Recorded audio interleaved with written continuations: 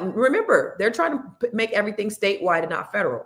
Mm-hmm. So it means cuts to federal education. It means cuts to housing, to energy programs. All this comes from the government. It means loss of a lot of federal funding. But the federal funding comes from state funding, most likely states like California. So if California stops sending their funds to the federal government, then like it's a we can fund ourselves. That is what Newsom said. Ourselves. California can fund themselves. Pay me my money because I can fund myself. So that is sending our money to the federal government over there. He said that. I watched it a few times. Like, wait, what did he just say? But is he going to? Because he opted to sue, and that's why I said, like, he out here, he talking, but is he really talking? Right. You know what's really going to happen? Because even if he sues, even if he's successful, what is the consequence? Because there's no consequences. There's no consequences. And so my hope, and the reason why I wanted to tie the two together is because my hope is that the exposure of what's going on in the White House will come to light, and then Trump could, get kicked out of office and goes to jail. Then, we're all happy and it's a happy ending. But if that happened, well, that means JD Vance also gets he gets. I was about to say, who will be president? If they go back and they find that the election, because what this guy was saying, I don't know if you've seen it, and I wanted to pull it up, but I couldn't find it. But what this guy was saying was, he said in this county, we had it was small counties. We had 500 votes, 500 voters total, right? 480 were for a Democratic senator, 5 for a Republican.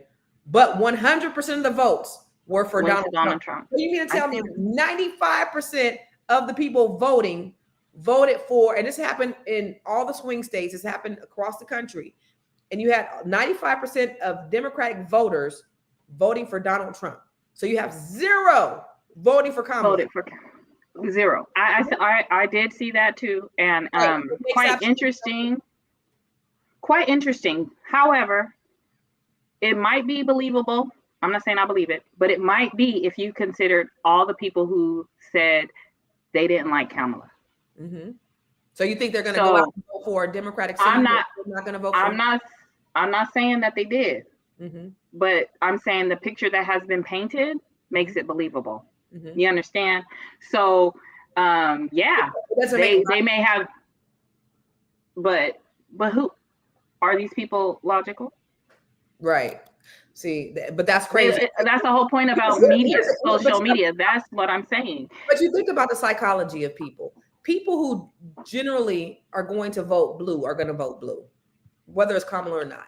People who are going to vote red, they're going to vote red from the rooter to the tutor, from everybody on down. They're not going to vote a blue senator and then a red president. And I understand. I agree, but they try to paint that picture that even Democrats hated her that much. They've been trying to paint that picture. Yeah, and so that's all I'm saying is, depending on, because how we get our news now is what we watch on social media, right?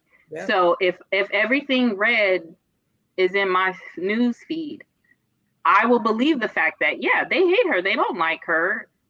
She's not even Black, right? Yeah. So they voted blue all the way down and red as a president because, I can see that narrative being pushed. I'm not saying that I agree with it. It doesn't make sense, but, it doesn't. The fact that he's the president doesn't make sense.